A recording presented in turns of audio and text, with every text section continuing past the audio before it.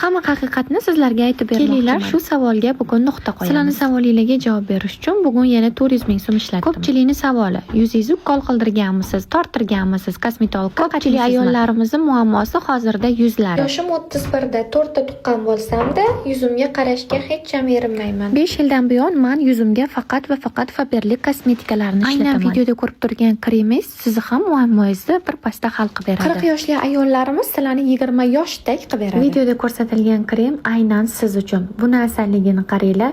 Yuzingizni bir pasda yoshartirib beradi, ajin tushishini oldini oladi, tushgan ajinni yo'qotib beradi. Ko'p ayollarimiz yuzlariga eng arzon kremni olishni so'rashadi. Ayollarimiz go'zalligi yuzida hamda sochida. Buni unutmanglar. Qimmat kiyim kiymang mayli, lekin yuzingizga eng sifatli, eng qimmat mahsulotlarni ishlatishni maslahat beraman. Chunki yuzingiz qarib qolsa, hech nima bilan uni to'g'rilay olmaysiz. 20 ta 20 ml krem emas, bitta 400 ml krem ishlating. Ana o'shanda ko'rasiz yuzingiz qanaqa o'zgarganini.